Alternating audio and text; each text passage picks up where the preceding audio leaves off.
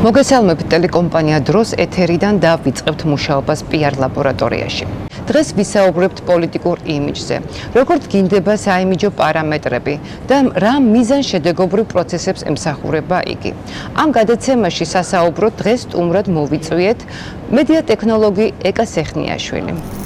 ეკა სეხნიაშვილი მედია ტექნოლოგი, პროფესია ჟურნალისტი.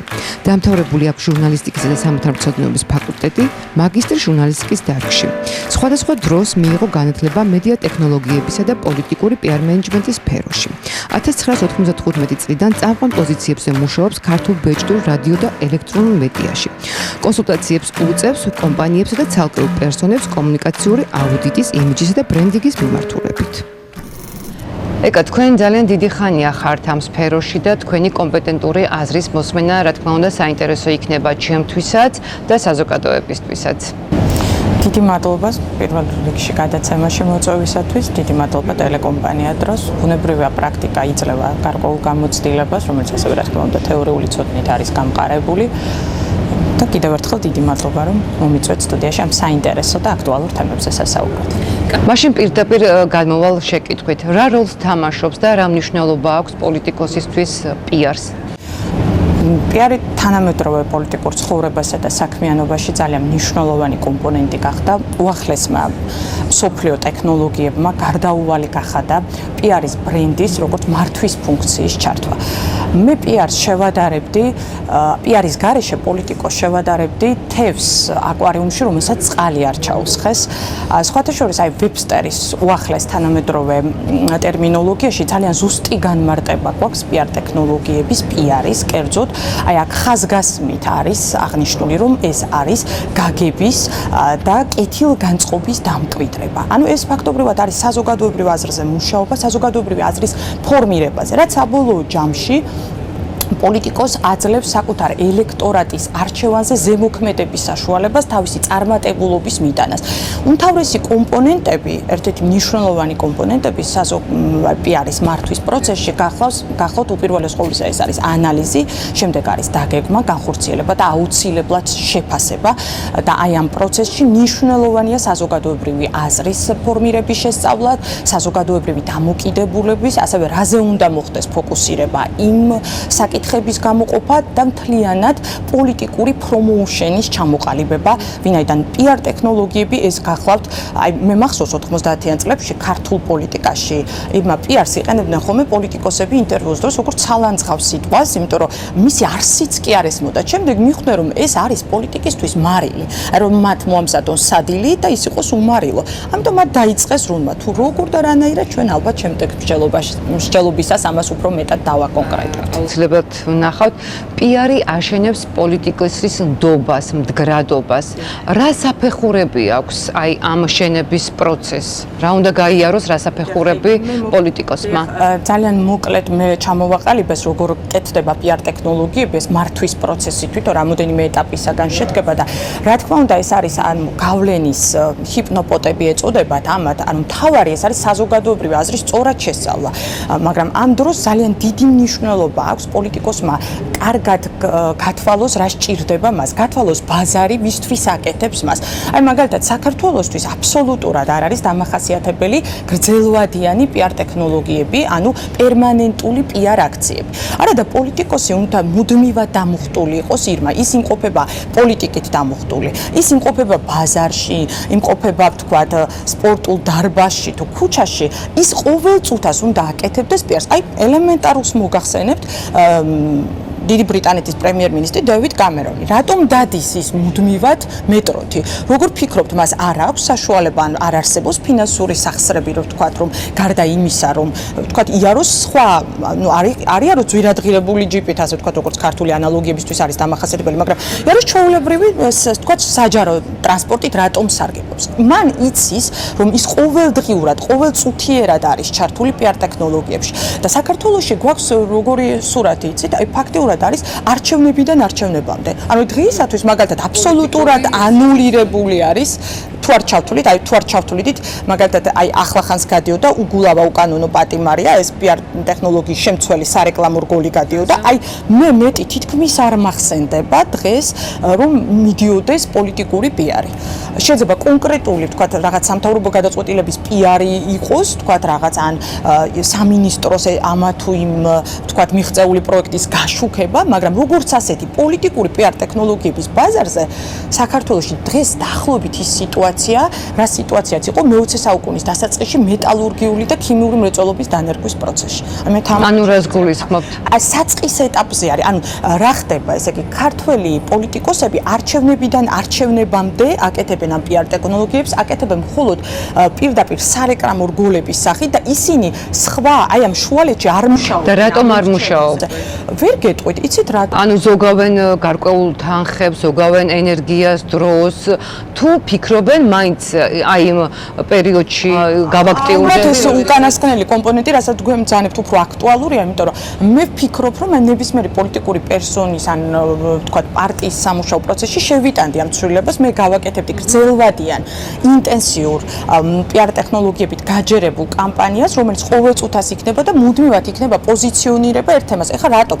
ძალიან ცნობილი ჰაქსლი, ეს არის ცნობილი თეორეტიკოსი მსოფლიო PR ტექნოლოგიების სფეროში, რომელიც თავის ერთ-ერთ ბოლო წიგნში ანტიუტოპიაში ამბობდა, როგორ მკვიდრდება აზრი, ანუ როგორ უნდა მოვახდინოთ საზოგადოებრივი აზრის ფორმირება, გაიმეორე იდეა კვირაში 3-ჯერ, დღეში 100 გზის და 4 წლის განმავლობაში შენ მიიღებ ჭეშმარიტებას. ანუ, როდესაც შენ არჩევნებამდე ერთი კვირით ადრე მაწვდი რეკლამას, ისიც აბსოლუტურად სხვის ნეგატივზე აწყობილს და არა თქვათ შენს პოზიტივს, შედეგი ვფიქრობ, რომ იქნება არაპოზიტიური და სხვათა შორის ძალიან ცუდად უყურებენ ქართველ ამომრჩეველს, ქართველი ამომრჩეველი სწორედაც თავის გადაწყვეტილებას იღებს ყოველდღიურად, აი სწორედ იმ მათი PR ტექნოლოგიებიდან გამომდინარე და არა იმ ბოლო მომენტში სარეკლამო რგოლის განთავსებით, რომელიმე ვთქვათ რეიტინგულ არხზე.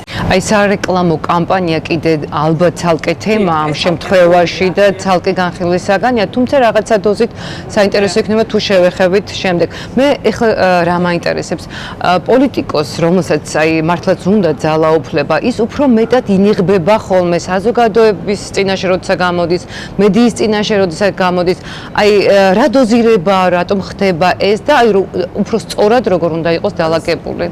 საერთოდ აი ნებისმიერი PR ტექნოლოგია უნდა აგებული იყოს ტექნოლოგია აუცილებლად პოზიტივზე. აი ჩვენ რომ გავეხსენოთ თავის დროზე რამდენწლიანი მმართველობა პინოჩეტის ჩილეში. რენე სავეიდამ ერთი სარეკლამო ტრიუკით, ასე ვთქვათ, ფაქტობრივად დაიწყო ამ კაცის დასასრულის დასაწყისი იყო, რადგან ყველა მანამდე აგებდა მის ძაგებაზე პოლიტექნოლოგიებს, ხოლო ამ ადამიანმა თავისი სარეკლამო PR-ი ააგო პოზიტივზე, უფრო სწორად მეორე პარტიისთვის ეს უბრალოდ შემსრულებელი იყო ეს ადამიანი რენე სავეიდა. ანუ რა არის მთავარი? პოლიტიკოსების შენიღბა აქ თქვათ მეორე პროცესია და მეორე საკითხა. მთავარი სწორედაც ისა, რომ პოლიტიკოსები კარგად ვერ ინიღბებიან ხშირ შემთხვევაში. საერთოდ პოლიტიკოსი რაც უფრო ნაკლებად შენიღბული იქნება და უფრო ქართულად თუ იტყვით, ალალი იქნება ქართველ თქვათ ამომრჩეველთან, პოლიტიკურ სპექტრთან თუ ელექტორატთან, უფრო იქნება ნებისმიერი PR ტექნოლოგია. გასათვალისწინებელია ქართული გეოგრაფიული არეალი. რას აკეთებენ ქართველი პოლიტიკოსები? ქართველი პოლიტიკოსები, მე კონკრეტულ მაგალითს მოგიყვან, იღებენ პირდაპირ კალკს ძალიან კარგად აპრობირებული უცხოური ანალოგი მეთოდებიდან და არაფერს ქართულს მასში არ დებენ. ამიტომაც ხდება გაუცხოება. ამას გარდა და შედეგიც და რა თქმა უნდა შედეგიც ბუნებრივია, არ მოყვება ის უცხოური ბაზრისთვის ისეა გათვლილი და ქართული ბაზრისთვის ასე. და რა მაინტერესებს, იცით, აი ხშირად პოლიტიკოსები აი მოხუცებს ხელს ჩამოართმევენ, მოეფერებიან. ნუ აი ეს სცენები სწორია, მაგრამ ეს რამდენად ბუნებრივი შეიძლება იყოს. აი, როდესაც არჩევნების წინ გადაუსვა მოხუცს თავზე ხელს, აი ეს არის არასწორი და მაგას გეუბნებით მე თქვენ, რომ წვეტას აკეთებენ ქართველი პოლიტიკოსები და დევიდ კამერონი მუდმივად დადის მეტროში და მუდმივად დგას ფეხზე და არ ითხოვს რომ დაუთმონ, ის არ შედის დაცვასთან ერთად. ანუ მე რას გულისხმობ, რატომ ვაკეთებ ამ პარალელს? ის არ წვეთს ციკლია PR ტექნოლოგიის, რომელიც არ უნდა შეწყვეტო. ეხლა რას იყენებენ პოლიტიკოსები? არსებობს პირდაპირ აი მაგასთან დაკავშირებით მინდოდა მეთქვა სტანდარტები და დედლაინების სისტემა. აი რა არის ამისთვის მნიშვნელოვანი? გაინტერესებთ, ანუ ქართულსა და კი, რა თქმა უნდა. უპირველეს ყოვლისა ეს უნდა იყოს, რა თქმა უნდა, ქართველი ამომრჩევლის ხასიათის განსაზღვრა, მისი განწყობის ზუსტად ცოდნა და როდესაც PR-ზე მუშაობ და PR ტექნოლოგიებზე არსებობს პირდაპირი PR-ი, როდესაც პოლიტიკოს არ ჭირდება შუამავალი, ეს არის საჯარო გამოსვლების შეხვედრები, ღია კარის დღე თუ საქველმოქმედო აქცია, თავად არის კონტაქტზე გასული და მას აქვს საშუალება უშუალო იყოს და არ იყოს ნიღბით, აი რაც თქვენ ბრძანეთ მასთან. მეორე შემთხვევა არის მედია საშუალებები, აი საქართველოში ხშირად მიაჩნიათ, რომ ვიღაცის მიერ ნათქვამი სიტყვა პოლიტიკოს, ანუ მეორე პირი თუ დაგახასიათებთ თქვენ, უფრო არის სიმართლესთან ახლოს, რაც მაგალითად დასავლური გამოცდილებისთვის არ არის ეს მნიშვნელოვანი. ანუ რაც უფრო პირადად ისმენს ამას პოლიტიკოსისგან იქაური ელექტორატი, PR ტექნოლოგია უფრო დადებითად მუშაობს. ჩვენ შემთხვევაში მედიამ უნდა იმუშაოს. აი მაგალითად უახლეს მაგალითს მოგიყვათ მე თქვენ ირაკლი ალასანიას ცნობილი ეს სიუჟეტი კურიერში, როდესაც მან 5050 მეტრზე მყინვარწვერის დალაშქრა განახორციელა. ეს ძალიან ერთი შეხედვით ძალიან პოზიტივის მატარებელი სიუჟეტი იყო, მაგრამ მე ვფიქრობ, რომ მაინც არა გეგმაზომიერად დაგეგმილი და განსაზღვრული, აი რას გულისხმობ უფრო დავაკონკრეტებ და რატომ ჭირდებათ აი ამ დედლაინების ცოდნა პოლიტიკოსებს. რა თქმა უნდა ჩვენ ირმა არ ანუ აქ პოზიტიური ისიც იყო, რომ მწერვალზე ასვლის მომენტი იყო და ეს მისთვის აი ფსიქოლოგიური ჟინი იყო. გარდა ამისა, რა თქმა უნდა, მაგრამ აი სწორედ ამას გულისხმობ დედლაინებში, რადგან კონკრეტიკაზე მიდგა საქმე, ჩვენ არ ვეხებით პოლიტიკურ კონიუნქტურას ამ შემთხვევაში, ჩვენ ვეხებით მხოლოდ PR ტექნოლოგიებს, ანუ ირაკლი ალასანიას შანსებს არა პოლიტიკაში, არამედ ირაკლი ალასანიას შანსებს PR ტექნოლოგიებში. რა თქმა უნდა, ეს იყო ძალიან კარგი სიუჟეტი, მაგრამ ეს იყო კალკი არც თუ ძალიან შორეულ წასულში მიხეილ სააკაშვილის ანალოგიური ქმედების ერთ-ერთზე გამეორებული, ამ დროს შეიძლება უფრო კრეატიული იდეის მოფიქრება, მაგრამ თავარი ეს მაინც არ იყო, თავარი იყო რა. მან ჩაიცვა გარკვეული კომუფლიაჟი, მან დალაშქრა მყინვარწვერი, მაგრამ რა მიიღო, რა სიგნალი, რა გზავნილი მიიღო ამომრჩეველმა. ერთადერთი რაც თქვენ ბძანეთ, ეს არის ჟინი, სიძნელეების და დაძლევის, მაგრამ მიიღო თუ არა ქართველმა ამომრჩეველმა, ანუ დღევანდელი ქართული პოლიტიკური ბაზრის გათვალისწინებით თანადგომის სიგნალი? არა. აი რატომ დაგეგმა თავის დროზე მიხეილ სააკაშვილმა თავის პოლიტიკური კარიერის დასაწყისში, თქვა სიარული მეტროში. ეს იყო სიახლე. გათვლა ერთგვარი რულოვსი, რომელიც არიგებდა, ანუ რა იყო? ამით ის აგზავნიდა სიგნალს გარკვეულ სოციუმთან, ხომ, გარკვეულ ფენასთან და მას კონკრეტული სიგნალი ჰქონდა, რომ მე თქვათ ვიქნები თქვენს გვერდზე. ხა მეორე საკითხი ეს რამდენად შესრულდა და ესეც ძალიან მნიშვნელოვანია დედლაინის დროს, რომ PR ტექნოლოგიების დროს არ უნდა იყოს ისეთი გზავნილი, რომ შემდეგ ის იყოს ფუჭად ჰაერში გასროლ ტყვიას არ უნდა გავდეს. დიახ, რაც ხშირია. მე მინდა ესეთი კითხვა დაგისვათ ახლა, რა შეცდომებს უშვებენ გარდა მაგისა კიდევ რაც ჩვენ ახლა ვისაუბრეთ, რომ მოხდა იგივე კალკირება და შეიძლება ეს იყოს თვითონ PR ტექნოლოგისტები, PR ტექნოლოგები, როდესაც ქმნიან პოლიტიკოსის იმიჯს და ამ შემთხვევაში ძალიან სწორად ხდება გათვლა, ანუ თეთრი, შავი, როგორ აგორდება ეს კამპანია და ამას ძალიან სპეციფიური ცოდნა უნდა. აი მაგალითად მე შემცა კონკრეტული მაგალითის მოვიყვანო, როდესაც ვფიქრობდი ამ საკითხზე, შავ და თეთრზე, საერთოდ მე თვითონაც მიმუშავია შავ PR-ზე. ეს უნებურათაც ხანდახან ჟურნალისტი ან ნეფსით კი არ იღებს ამ გადაწყვეტილებას. ამა თუ იმ პერსონაჟზე მუშაობის საბოლოო შედეგი არის, აი მე თეთრ და შავ მაგიას ვეძახი ამას, იმიტომ რომ ეს არის სერიოზული ენერგეტიკული გავლენა, ხო? საზოგადოებრივ აზრზე, ამით შენ ქმნის საზოგადოებრივ ამით. აი მაგალითად მე საზოგადოებრივ აზრზე ზემოქმედების ამინც, ხო? და საბოლოო ჯამში საზოგადოებრივ აზრის ფორმირებას ახდენს. ჩემი სტატია, ვიღაცის სიუჟეტი, ასევე სოციალური ქსელი, რომელსაც მე მეხუთე ხელისუფლება ვუწოდე თავისი გავლენების მასშტაბებით, განსაკუთრებით ქართულ სინამდვილეში. აი ხა კონკრეტული მაგალითი, შავი PR-ის. მე მაგალითად ერთ-ერთი ბოლო სტატია, რომ დავფიქრდი სხვაზე რომ არ ვისაუბრო, აი მახსენდება ირაკლი ოქრუაშვილის, როდესაც აი ხლა 2012 წლის საპარლამენტო არჩევნების შემდგომ ახლა, როდესაც მან გააკეთა განცხადება, რომ ის პოლიტიკაში ბრუნდებოდა, მისი რენომეს სახით, მოვამზადე მისი რენომეს შესახებ პუბლიკაცია. აი თქვა რომ გადახედოთ დღეს ამ პუბლიკაციას, ეს არის აბსოლუტურად ჩავი PR-ის ელემენტების შემცველი, მაგრამ მე წინასწარ განსაზღვრული მზაობა კი არ მქონდა და წინასწარი განზრახვა, მაგრამ როდესაც თქვა შევეხე მის შეცდომებს, ეს ბუნებრივია გამოიწვევდა მის წინამდე შავი PR-ის ელემენტების წინა პლანზე წამოწევას. აი კიდევ უფრო თვალსაჩინო მაგალითს დაგისახელებთ. აი მაგალითად ნანა კაკაბაძეზე ამ დაახლოებით 2 წლის წინ, თუ არ ვცდები, წელიწად ნახევრის წინ, ერთი და იმავე თემატიკით ქართულ პრესაში, სამ ქართულ წამყვან გაზეთში თითქმის ძალიან თითქმის ინტერვალების გარეშე გამოქვეყნდა შავი პიარის შემცველი მასა. ეხლა შესაძლოა იქ მოყვანილი იგივე თემასთან დაკავშირებით. წარმოუდგენელია. ანუ შეუიარაღებელი თვალითაც ჟურნალის სამ განსხვავებულ სარედაქციო კოლეგიაში მოუვიდეს ერთი და იგივე აზრი და ერთი და იგივე ფაქტები ერთდროულად.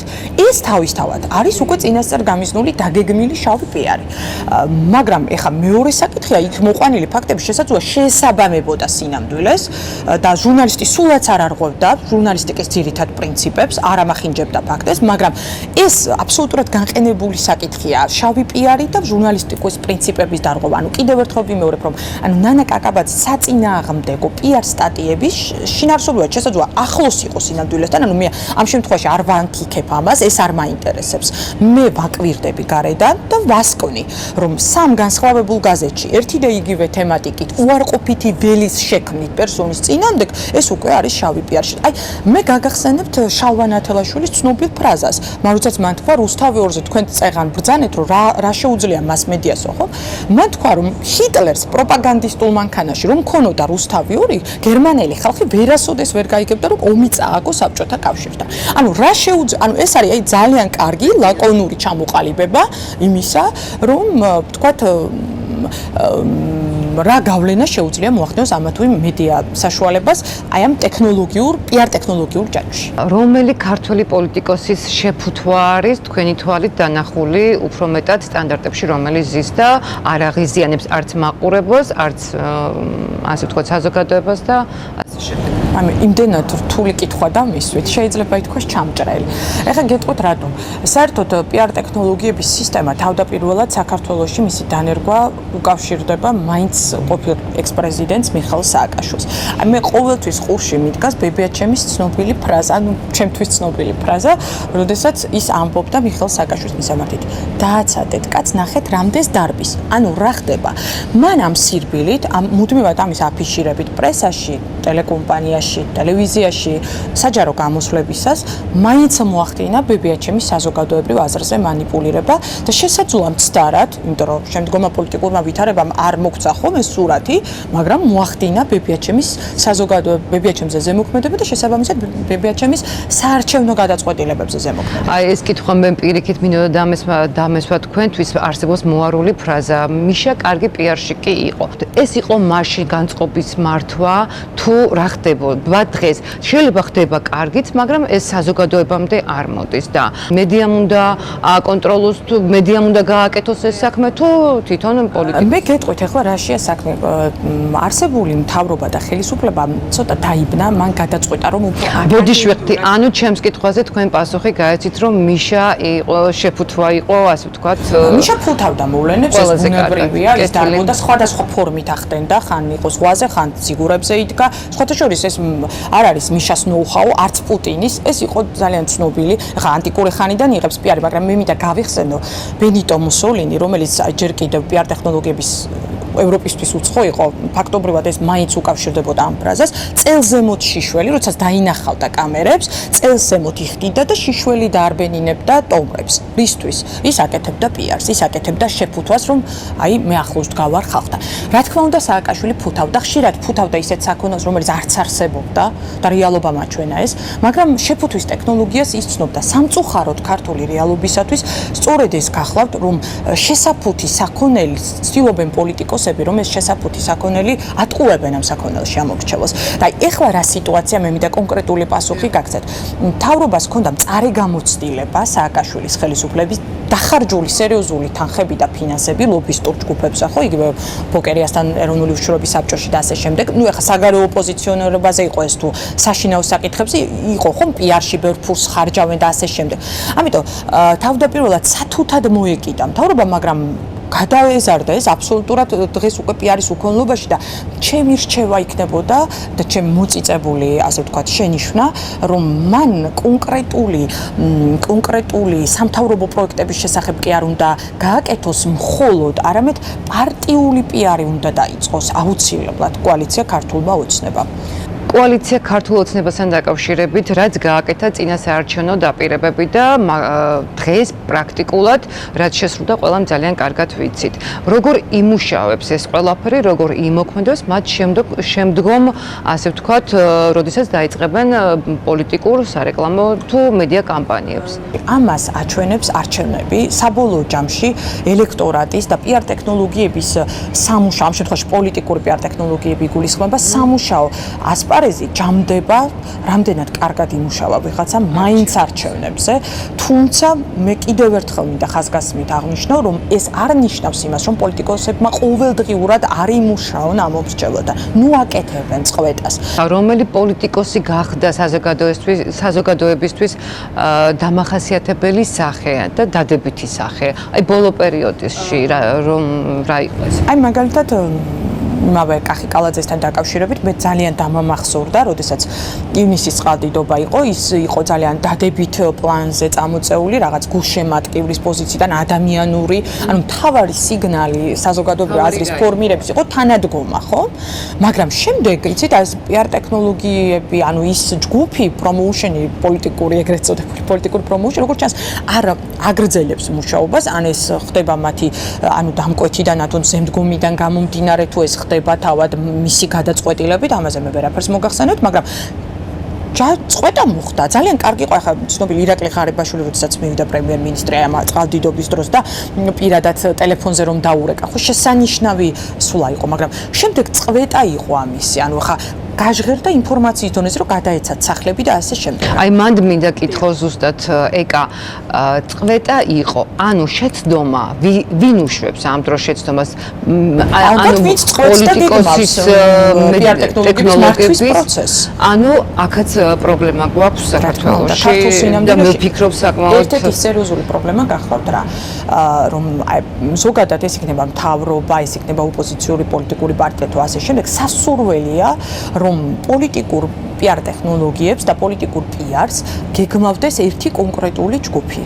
რათა არ მოხდეს აი ცნობილი კრილოვის იგავი ცნობილი სიტუაცია, სადაც ერთი თავისკენ წაეზიდება ამ სიტუაციას, მეორე თავისკენ, იმიტომ რომ თვითონ პიარ ტექნოლოგიები ზოგადად იმდენად ისეთი ხელშესახები და სათუთი თემა მუდმივად იცვლება და ამიტომ ძალიან მკაფიო და ცალსახად ერთი ჯგუფი უნდა იყოს, რომელიც პერმანენტულად იმუშავებს ამა თუ იმ რეფორმა იქნება, პოლიტიკური პერსონა იქნება თუ პოლიტიკური პარტიის გაპიარებაზე, ასე მარტივად თუ ვიტყვით. კიდევ ერთი კითხვა.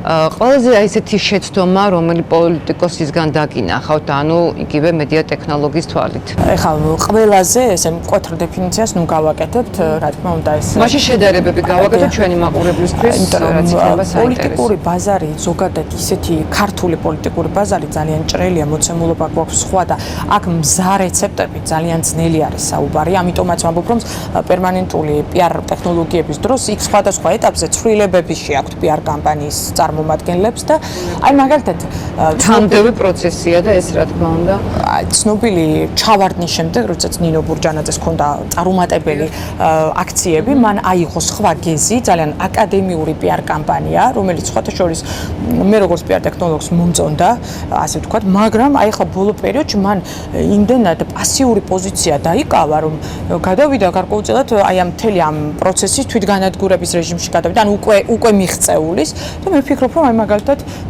ხანდახან ისეთი შეგრძნება მაქვს, რომ ხომ არ გადაულოცა ირმა ინაშვილს, თქვა თავისი ელექტორატი თქო, აი იმდენად მუისუსტა პიარ ტექნოლოგიების გადგა, ასე ვთქვათ, გვერდზე. არა, გვერდზე გადგას არ იგულისხმება ის ალბათ გააქტიურდება, მაგრამ აი პიარ ტექნოლოგიების აქტიურობის თვალსაზრისით ეს არის შეცდომა. იმიტომ რომ ძალიან დიდი პაუზა გამოუვიდა ნინო ბურჯანაძეს. როდესაც მას უკვე გარკვეული შედეგი მიღებული ჰქონდა. რა მნიშვნელოვანი დატვირთვა აქვს პოლიტიკოსისთვის კრიტიკას? ქართულ სინამდვილეს თუ გავითვალისწინებთ, ქართველი პოლიტიკოსები ძალიან მძაფრად რეაგირებენ კრიტიკაზე. ჩემი რჩევა იქნებოდა, ჩემი გამოცდილება თითქმის არ დარჩენილა ქართველი პოლიტიკოსი და წამყვანი პოლიტიკური ფიგურა მე რომ არ გამებრაზებინოს ბჭყალებში, რა თქმა უნდა. ზოგი ძალიან მკაცრად რეაგირებდა ამაზე, ზოგი უფრო ლაბილურად და ზოგიც უფრო კოლეგიალურად, ანუ კამპანიონობის სურვილს გამოთქვამდა. ვფიქრობ, რომ პოლიტიკოსებმა უნდა ისწავლონ საჯარო კრიტიკის მიღების კულტურა, ქართულ პოლიტიკოსებს გულისხმობ და ეს რა თქმა უნდა არ უნდა გადაიზარდოს შემდგომ ვენდეტას და ანგარიშწორების რეჟიმში, რაც ხშირია სამწუხაროდ ხდება, რა თქმა უნდა. ვფიქრობ, რომ მისთვის ძალიან მომგებიანი იქნება ქართველი პოლიტიკოსისთვის და მე პირიქით ახლა რამოდენიმესთან შემდგომ გარკვეული ასე ვთქვათ მეგობრული ურთიერთობებიც კი დამემყარები, იქიდან გამომდინარე, რომ იმდენად მზაობა ყოფილა მათი მხრიდან, რომ ასე ვთქვათ თავიანთ შეცდომებზე ემუშავათ. და ყოველთვის ამიტომ ამბობ, რომ პოლიტიკოსი იარაღივით უნდა იყოს მუდმივად დამუხტული, ყოველთვის უნდა მუშაობდეს ჟურნალისტთან, ყავახანაში, სპორტულ დარბაზში.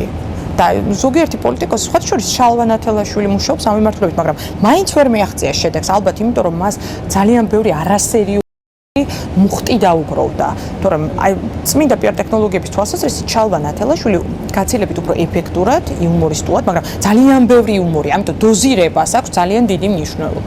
ესე იგი ჩვენი გადაცემა ნამდვილად არ ეხება პოლიტიკას, აქ არის საუბრები პიარ ტექნოლოგიებზე, მაგრამ პოლიტიკოსები შალვა ნათელაშვილის გარეშე მე მგონი არც ერთი გადაცემა არ პოლიტიკური გადაცემა არ სრულდება, სადაც არის და ნუ ბუნებრივია რომ ძალიან ნიჭიერი ადამიანია ამ მიმართულებით. ჩვენ აღვნიშნეთ და პოზიტიური. ის პერმანენტულად, აი სწორედ ის შენიშვნა, რასაც მე გამოვთქვავ სხვა პოლიტიკოსებისადმი, რომლებიც რაღაც სეიშელის კუნძულებზე ისვენებენ და ამოვარდნებს აკეთებენ.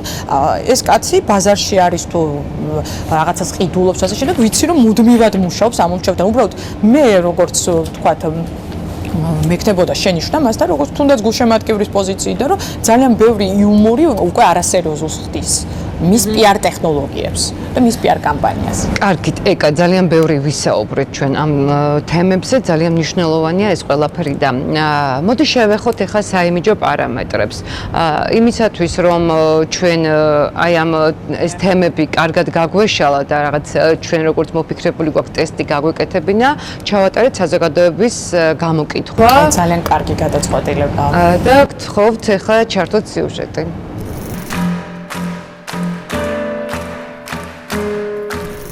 როგორი უნდა იყოს თქვენი აზრით ქალი პოლიტიკოსი, ანუ როგორი იმიჯის ქალს ველოდებით? მაგალითად, მე შეიძლება თუ არა რომ ვიყო პოლიტიკოსი. თვითონ ანუ ჩაცმულობის მხრივ და იმიჯის მხრივ არა. საკის მხრივ და ვიზუალის საკის მხრივ შეიძლება, ვიზუალი კი. მაგრამ ანუ ცოტა სხვანაირი ჩაცმული უნდა იყოს. ვიკენდებზე შეიძლება, მაგრამ თვითონ სამსახურში სხვანაირი ჩაცმული. ესე იგი, ასაკი ალბათ დაახლოებით 30 წლის ალბათ ნორმალურია. ჩაცმულობა, რა თქმა უნდა, დახვეწილი, თუმცა ესეთი ჩამორჩენილიც არ უნდა იყოს, რაღაც fashion რა გითხარს უნდა მიდიოდეს.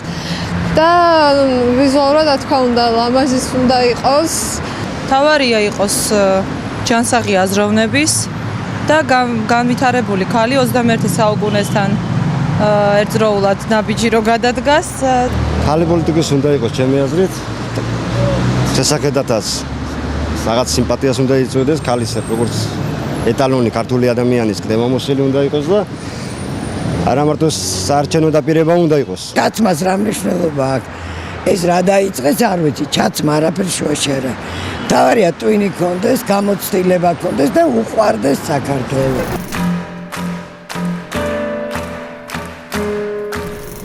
დავბრუნდით ეთერში და ვიმყოფებით მარიოტის პატიოში.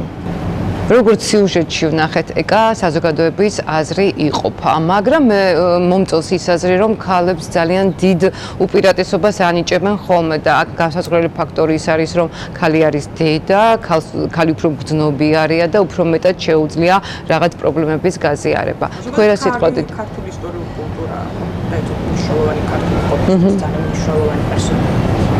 მოდით ახლა ჩვენ ჩავატაროთ პატარა ტესტი, გადავინაცვლოთ ბორდ მარკერთან და ვნახოთ როგორ დგინდება საიმიჯო პარამეტრები, მაგრამ ჩვენ როგორც შევთანხმდით ქალებზე გავაკეთებთ, რა კი ორი ქალბატონი ვსივართ აქ.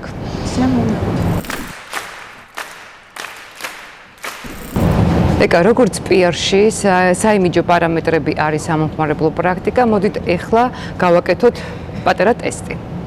ეს არის ვებსტერის ცნობილი აპრობირებული მეთოდები, ძირითადი პარამეტრები, თუმცა ჩვენ გავითვალისწინეთ, როგორც ვიცი, სიუჟეტიდან გამომდინარე, გავითვალისწინეთ ქართველი ამორჩევლის დამოკიდებულება და პარამეტრებში შედის სწორედ მათი მოთხოვნადი თვისებები პოლიტიკოსი ქალბატონებისთვის. ეს არის ზოგადი სტანდარტები და მოდით დავიწყოთ მაშინ. დავიწყოთ. ესე იგი ჩვენ ავირჩიეთ 6 პოლიტიკოსი ქალბატონი, მეტნაკლებად ცნობილი ქართული საზოგადოებრივი სპექტრისათვის. ქალბატონი ნინო ბურჯანაძე, ქალბატონი თინა ხიდაშელი, ქალბატონი ეკა ბესელია, ქალბატონი ჩიორა თაქთაგიშვილი, ქალბატონი ირინა სარიშვილი და ქალბატონი ირმა ინაშვილი. შვენიერი ტანდემია. და მოდით ახლა თითოეულ პოლიტიკოსს შევაჯეროთ რამდენად აკმაყოფილებს და ვინ დაიმსახურებს ამ შემთხვევაში პლუს და მინუს. მეტ პლუს. ქალბატონი ნინო ბურჯანაძიდან დავიწყოთ, კარგი? კეთილი. ქალბატონი ნინო ბურჯანაძე პირველი ასაკობრივი მოთხოვნა, ანუ ცენზი 30 პლუსი, ანუ პირველი პლუსია ქალბატონ ბურჯანაძეს. ქალბატონი თინა ხიდაშელი მისთვისაც პირველი პლუსია, ქალბატონი ეკა ბესელია მისთვისაც პირველი პლუსია, ქალბატონი ჩიორამაც გადაბიჯა 30 წელს, ქალბატონმა ირინა სარიშვილმაც და ქალბატონმა ირმა ინაშვილმაც.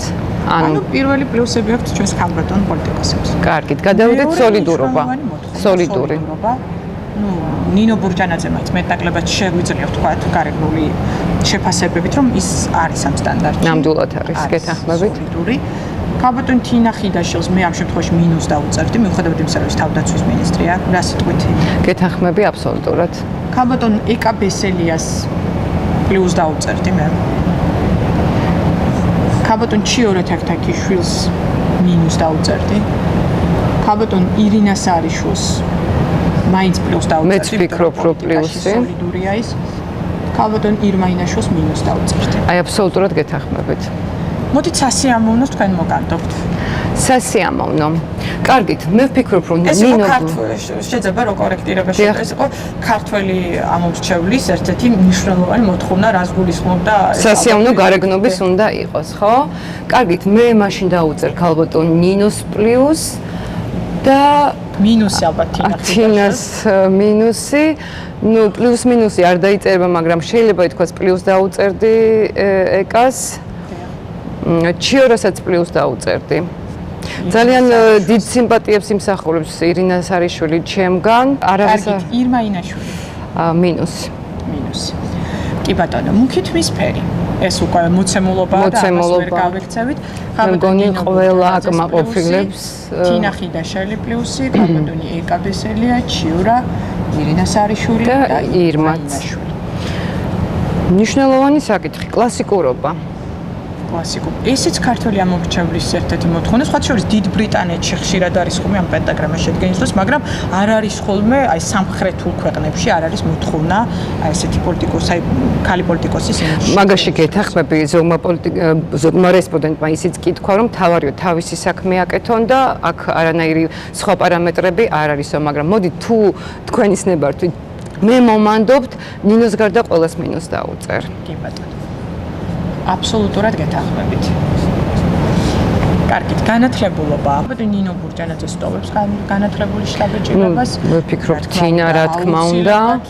ეკა ბესელიაც, ქალბატონი ჩიორაც, ქალბატონი ირინაც და ქალბატონი ირმა ინაშვილიც. ნუ ამ შემთხვევაში ფაქტობრივად განათლება ყველა გაპლუსდა. ნუ გამოცდილებაში ქალბატონ ნინო ბურჯანაძეს პოლიტიკურ გამოცდილებაში ქალები კი არა ხშირად კაცებიც ვერ შეძლებიან. მეორე საკითხი მან რა ისწავლა ამ გამოცდილებიდან, მაგრამ ფაქტია რომ გამოცდილება აქვს. თინა ხიდაშელსაც რა თქმა უნდა ეკა ბესელიას უფრო მინუს დავუწერდი მე, იმიტომ რომ ეს ახლა ხანს გამოვიდა პოლიტიკურ მანამდე მას ვიცნობდით როგორც იურისტად. ჩიორა თაქთაგიშვილმა დააგროვა პრინციპში წლის განმავლობაში ირინა რა თქმა უნდა გამოცემოდა ირმა ინაშვილის მინუსი. ძალიან მნიშვნელოვანი საკითხია, ეს არის აი პიარ ტექნოლოგიებს პირდაპირ უთხრავს, შეიძლება ითქვას მასებზე ზეგავლენის უნარი. როგორც წესი ამას ითვლიან ხოლმე ხო, ეს ქარიზმაც არის მიხედვით, ანუ საბოლოო ჯამში ვინ იღებს გარკვეულ მეტხმას. ეხლა ქალბატონ ნინო ბურჯანაძეს თუ შედარებითობის პრინციპით ვიმსჯერთ, მაინც უფრო პლუსი ეკუთვნის, ქალბატონ თინას მინუსი, იმიტომ რომ რესპუბლიკელები ყოველთვის გამოირჩევიან მასებზე ზეგავლენით, მათ ვიწრო პარტიული ელექტორატი აქვს და რადგანაც თინა ხიდაშელი შედის ამ ჯგუფში, შესაბამისად გავლენა მისი არ არის ეფექტური. ეკა ბესელიასაც მინუს დაუწერდი, ჩიორა თაქთაქიშვილს პლუს დაუწერდი, ირინას არიშვილს აქვს, იმიტომ რომ მას ჰქონდა გარკვეული გამოცდილება და ფიქრობ რომ პლუს ეკუთვნის ირმა ინაშვილმა. მიუხედავად იმისა, რომ ძალიან მოკლე პერიოდი და მოკლე დისტანცია რაც პოლიტიკაში შემოიჭრა, ძალიან მკაფიოდ გამოავლინა და წერტილოვანი დარტყმები გააკეთა. რა კი ქარიზმა PR ტექნოლოგიებში და ყველაზე მსხვილი პარამეტრია, მინდა რომ აი ამ მიმართულებით სწორი აქცენტი გავაკეთოთ კიდევ ერთხელ. მე მაგალითად ყველას მინუსებს დავუსვამდი. აბსოლუტურად გეთანხმები. მე ვფიქრობ აქედან პრინციპში ორატორული ნიჭი ყველას აქვს. კი ბატონო. ეს ის არის, სადაც ყველა პლუსი მსახურებს ქალბატონი ბურჯანაძე, ძალიან კარგად თინა ხიდაშელი, ეკაბესელია, ჩიორა, ქალბატონი ირინა და ქალბატონი ირმა. კომუნიკაცია. კომუნიკაბელურობა. ანუ მასებთან კომუნიკაციის უნარი. მინუსი ნინო ბურჯანაძეს. ეს გამოსასწორებელი აქვს. უფრო მეტი კონტაქტი, ნაკლები ძვირფასი სამკაული და უფრო ახლოს ხალხთან. მე ესე ვფიქრობ. ხო. თინა ხიდაშოს მინუსი, ნინო ბურჯანაძეზე უფრო დიდი მინუსი, იმიტომ რომ განსაკუთრებით რაც მან თავდაცვაში გადაინაცვლა, კი გასაგებია, რომ აი მე მაგალითად ბოლომის შეხვედრას ვუყურე, ეს არის შუნკვდარ დედებთან და ვერ დაამყარა. ვერ დაამყარა. ანუ ის იმპულსები არ წამვიდა და ამას სრულიად სხვა რაღაცის თქმა უნდა, მაგრამ ეს იყო არასწორი ჟესტიკულაცია, არასწორად მიწვდა. არასწორი იმპულსები. გასაგებია. ეკაბესელია მინუსი, ჩიორა თაქთაქიშვილი მინუსი, ირინა სარიშვილი მინუსი და ირმა ინაშვილი მიუხედავად იმისა, რომ გაცილებით კომუნიკაბელურია და მე პლუს დაუწერდი, როგორც ახალბედა პოლიტიკოსი. პრინციპების ერთგულება. ანუ პრინციპებზე არ ღვევა ხშირად. კარგით, მოდით მინუს პრინციპებზე ნუ დავკონკრეტდებით, იმიტომ რომ ეს ძალიან შორს წაგვიყვანს. მინუსი, აი ჩიორა თაქთაქიშვილს შეიძლება პლუსი მივცეთ. სწორი ჟესტიკულაცია. ქალბატონი ბურჯანაძეს პლუსი. და მე ვფიქრობ ორჯერ პლუს. ქალბატონი თინა ხიდაშელი მინუსი. ქალბატონი ეკაბესელია მინუსი, ძალიან ხშირადაც გაცხარების სხვა დინამიკასთან კი, გეთანხმები. ჩიორა თაქთაქიშვილიც მინუსი, ირინა სარიშვილიც ხშირად მინუსი მსახურებს, ირმა ინაშვილიც აი ხშირად აი რაღაცა ხშირად ჭარბობს ხოლმე ჟარგონული გამოს მისი საუბრისთვის, რომელიც შესაძლოა ელექტორატს მოსწონდეს კიდევაც და ის გათვლილია სხვა PR ტექნოლოგიაზე, მაგრამ ჩვენი შეფასებებიდან და პარამეტრებიდან არ ჯდება პარამეტრები. გეთანხმები. აი მე ჩემს საყვარელი თემა. ზომიერი აქსესუარები. ქალბატონი ბურჯანაძეს პლუსი, ქალბატონი თინა ხიდაშოს საშინელი მინუსი, ქალბატონმა თინა ხიდაშობა განსაკუთრებული ყურადღება უნდა მიაქციოს თავის ჩაცმულობას, სამოს, ასევე აქსესუარებს, განსაკუთრებით საყურაებს. ქალბატონი ეკაბესელია მინუსი, იმიტომ რომ ქალბატონი ეკაბესელიას თეთრი ჩექმები იყო ლეგენდა თბილისში. ესეც PR-ის ნაწილი ხო? გასაგებია, მაგრამ ცუდი, ანუ PR ტექნოლოგია ცუდი პოზიციონირება მოხდა არასწორად. დაამახსოვრო ადამიანის თავზე, შეიძლება უფრო კარგი. ჩიორა თაქთაქიშვილი მინუსი. ქალბატონი ირინა სარიშვილიც მინუსი. ინაშვილს შეიძლება რომ პლუს დაუსვამთ, იმიტომ რომ ძალიან ხშირად მისი თქვა შარფი, მისი კოსტიუმი ხშირად არის ხოლმე არ მეთანხმები? რა ვიცი, ვერ დაგეთანხმები. საჯარო გამოსვლის დროს. ვერ დაგეთანხმები მაგაში, ერთადერთი შემთხვევაა. სადავო თემა მე და ავტორს. კარგი მეტყველება. კარგი მეტყველება, თუ მე მაძლევთ აი ამ სიტყვას, მე ვიტყვი ნინოს, მე ვიტყვი თინას, ვიტყვი ჩიორას, ირინას. პლუსში. კრიტიკული სიტუაციების მართვის უნარი. ეს ის საკითხა, ესეც ალბათ აღებულებს სტერის გრაფიკიდან, იმიტომ რომ ჩვენთან კრიტიკული სიტუაციების მართვის უნარი საშინელი მინუსი ნინო ბურჯანაძეს, იმიტომ რომ კრიტიკულ სიტუაციაში ბურჯანაძე საკმაოდ არაადეკვატურად მოიქცა, გვახსოვს ჩვენ, როდესაც ის მიტინგების დროს გაიქცა ფაქტიურად, ნუ ყოველ შემთხვევაში იქ ასე ჩადრა, მან დატოვა. ქალბატონი თინა ხიდაშოს ამ მიმართულებით ფაქტობრივად არ ვიცნობ, ნახოთ თავდაცვის. თუმცა ეხლა მას ძალიან ბევრი კრიტიკული სიტუაციების მართვის პრინციპები და მოუწევს კიდევ ნუ იყოს მისთვის პლუსი. თინა ხიდაშოს ობიექტურად რომ ვთქვათ, ჩვენ არ ვიცნობთ როგორია სიტუაციაში, ეკაბესელიასაც არ ვიცნობთ როგორია. ჩიორა თაქთაქიშვილი, სხვათა შორის ჩიორა თაქთაქიშვილის პლუს დაუწერდი, იმიტომ რომ კრიტიკული სიტუაცია იყო სწორედ ეროვნულ ბიბლიოთეკასთან, როდესაც მას დაზიანება მიაყენეს, ის ძალიან ისე არ გამოვიდა მწყობრიდან, მიუხედავად იმისა, რომ მას სერიოზული სოლიდური დაზიანება მიიღო. ქალბატონი ირინა სარიშვილს დიდი პლუსი, იმიტომ რომ ხა მან გაიარა ისეთი კრიტიკული სიტუაცია ალბათ არა მხოლოდ პოლიტიკაში, არამედ ყოფით ცხოვრებაშიც თითქმის გაუსაძლისია და ქალბატონ ირმა ინაშვილს ჯერჯერობით იმიტომ რომ არ ვიცით. ანუ მოცემულობა ასეთი გვაქვს ქალბატონ ნინო ბურჯანაძე 13. ესე იგი ლიდერობს ნინო ბურჯანაძე, ასეც შედეგსაც მოველოდი პრინციპში, იმიტომ როგორც პოლიტიკოსი ქალის ყოველთვის გამორჩეულია. თუ არ გამოჩნდება ძალიან აქტიურად პოლიტიკურ საზოგადოებაში, ქალბატონ თინა ხიდაშას 8+-ია, ქალბატონ ეკაბესელია 7, ჩიორა თაქთაქიშვილს 11, ირინა სარიშვილს 11, ლიდერი თანაბრადარია და ქალბატონ ირმა ინაშვილს 9. ხედავთ თქვენ ახლად გამოსული პოლიტიკოსი ქალბატონია და ქალბატონ თინას და ქალბატონ ეკაზე მეტ გულები მოაგროვავთ ჩვენს პანტაგრამს.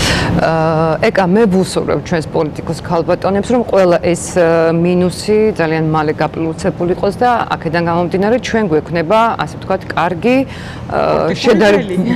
შედარებით კარგი პოლიტიკური ველი.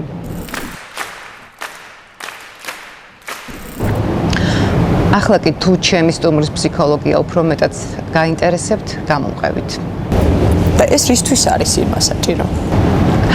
იმიტომ რომ ჩვენმა მაყურებელმა გაიგოს უფრო მეტად თქვენ შესახებ. ძალიან, აი თქვენ უკვე პიარ ტექნოლოგიებს, ჩემს პიარ ტექნოლოგიებს მეწევი. მინდა ვიცხოვრო ქვეყანაში, სადაც ადამიანები დასაქმდებიან განათლების მიხედვით. ჩემი პროფესია,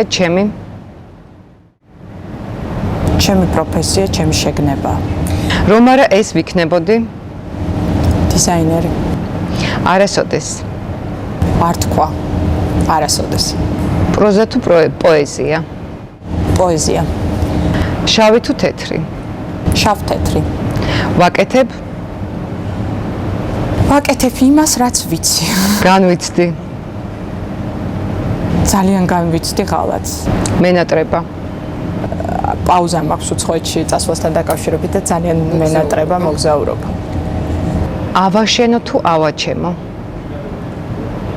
ავაშენო.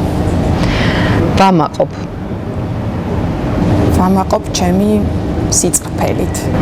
გულს მტკენს. გულს მტკენს ორგულობა. საუკეთესო რაც გამაჩნია? საუკეთესო რაც გამაჩნია ოჯახი. რაში ხარჯავ ფულს?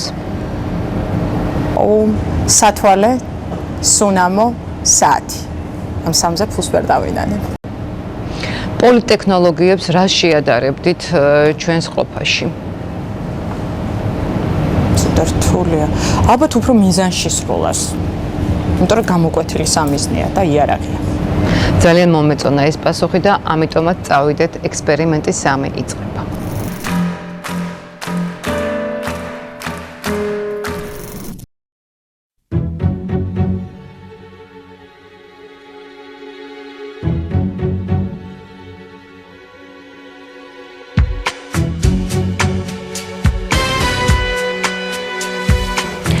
დღეს ჩვენ ვიმყოფებით პირადად ჩემთვის უჩვეულო გარემოში.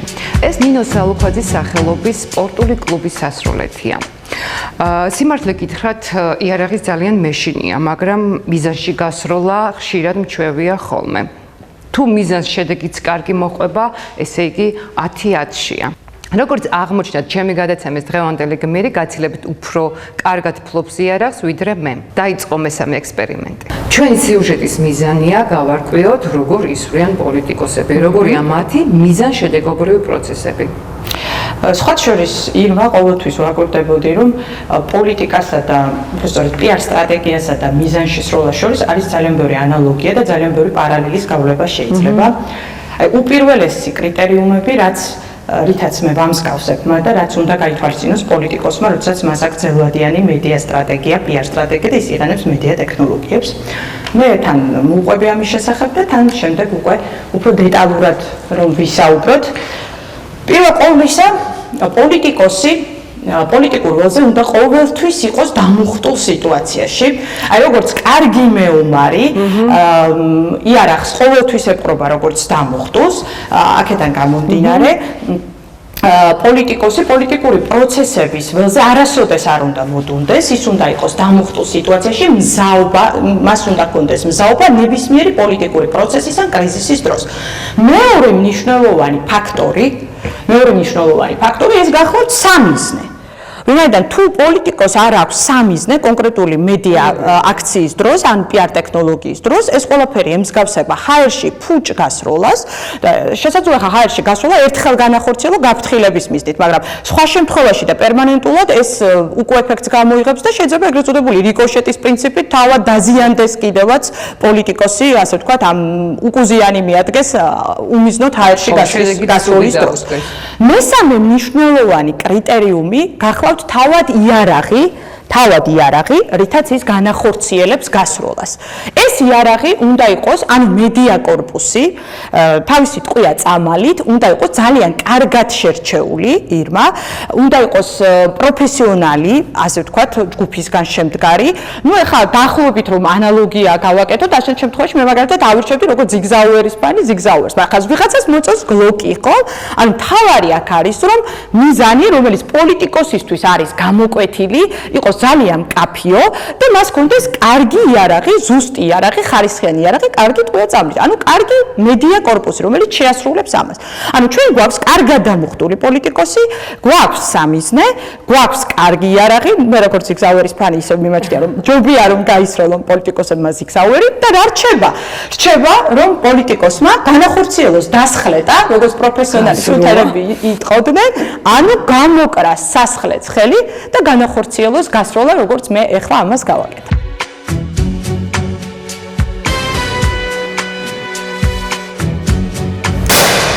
როგორი გასროლა მოახდინა ბიძინა ივანიშვილმა? რომელ გასროლაზე მე? აი რომელში გაარტყა? იცით რა, გააჩნია დღევანდელი გადასახედიდან შევხედავთ ამას, შარშანწინდელი თუ მომავალწილზე. ხა ერთ-ერთი კარგი გასროლა იყო PR ტექნოლოგიის თვალსაზრისით, როდესაც ის პოლიტიკიდან წავიდა, მეც არ დავკონკრეტები თუ რატომ ამას დრო აჩვენებს, ნუ ყოველ შემთხვევაში ოფიციალურად ხომ წავიდა პოლიტიკიდან. ათიანში, როდესაც წავიდა პოლიტიკიდან. PR სტრატეგიის თვალსაზრისით მომგებიანი იყო. საერთოდ როგორც ვიცი, კარგად ისვრის, ოღონდ პირდაპირ გაგებით მოქმედი პრემიერ-მინისტრი ირაკლი ღარიბაშვილი ძალიან კარგად ფლობს იარაღს. ეს ნამდვილად ვიცი. გააგრძელებს გასროლას ღარიბაშვილი? აი ჰაერში ფუჭად გასროლა არ უნდა იყოს ბევრი. მე თავდაპირველი საუბრისასაც აღნიშნე ეს. ეკა, რომელში გაარტყა კახიკალაძე? რას ზოგადად, აი ხა მე მაგალითად ძალიან მომეწონა ერთ-ერთი მისი გასროლა, მედია გასროლა, ეს არ ვიცი სპონტანური იყო თუ წინასწარ დაგეგმილი, როდესაც თბილისში ივნისის წყალდიდობის დროს მისი თქვათ საიმიჯო სურათები ვრცელდებოდა, მედია სტრატეგიის თვალსაზრისით იყო მომგებიანი, როდესაც ის ასე ვთქვათ შედარებით უფრო ისეთ ლაბილურ პოზაში იყო არა მინისტრის, რომელსაც გულთან ახლოს მიიტანა რაღაც კონკრეტული ასე ვთქვათ მოვლენა. როგორ ისროდა მიშა? ისროდა რატომ მიშას ეხლაც არ შეუწყვიტავს როლა, ის არ შეწყვეტს PR ტექნოლოგიებს, ის ისევ გააგრძელებს მედია ტექნოლოგიებით თავის PR-ს და თავის მიზნების განხორციელებას. მე კიდევ ერთი კითხვა მაქვს, რა რისკ ფაქტორებია ამ ყველაფერთან მიმართებაში, რა უნდა იცოდნენ? როდესაც მიზანში იღებენ რაიმე ობიექტს. მიზანი პირველ რიგში, რომ ჰაერში ფუჭი გასროლა არ გამოუვიდეს. აი ასეთია მიზანი, რომელიც სიცოცხლეზე მეტია.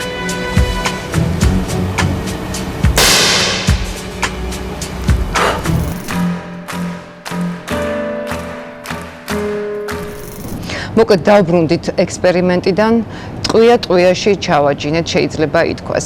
და რაც ძალიან მიხარია, ეკა, როგორც ჩვენმა მასპინძელმა ზურამ გითხრა, ძალიან ბევრი ქალბატონი სტუმრობს, როგორც აი ამ ტირს. და მთავარი იყო ის, რომ 70% ამ სპორტში არის ფსიქოლოგია, გარდა სპორტული ჟინისა. ანუ ეს 10-10-ში იყო? 10-10-ში იყო, შეიძლება ითქვას. ძალიან კარგი თუ ჩვენ მივახციეთ ასე ვთქვათ იმ მიზანს, რომ გვეჩვენებინა მაყურებლისათვის, როგორ შეიძლება კარგად გაისროლოს პოლიტიკოსმა. ჩვენც კარგად ვისვრით ხანდახან, ხო?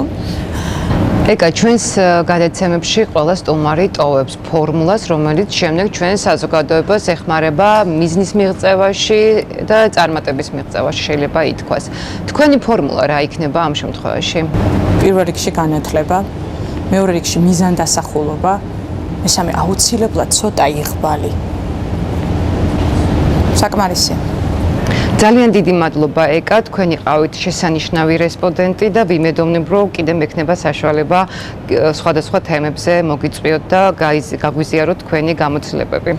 პირიქით მადლობა თქვენ, რომ მომეცით საშუალება, რომ ფართო აუდიტორიისათვის, ტელეკომპანია დრო TV-ის აუდიტორიისათვის, PR ლაბორატორიის ძალიან კარგი და განათლებული მაყურებლისათვის გადამეცა ჩემი ნააზრევი, ჩემი პატარა გამოცდილება და ჩემი მოსაზრებები. მოხარული ვარ თუ ამან გარკვეული შედეგს მიაღწია. ახლა კი დაგემშვიდობებით, ჩვენ თქვენთვის ვიმუშავეთ ტელეკომპანია დროს ეთერში და ვფიქრობთ, რომ კოლაბორაცია შედგა. მომავალ კვირამდე.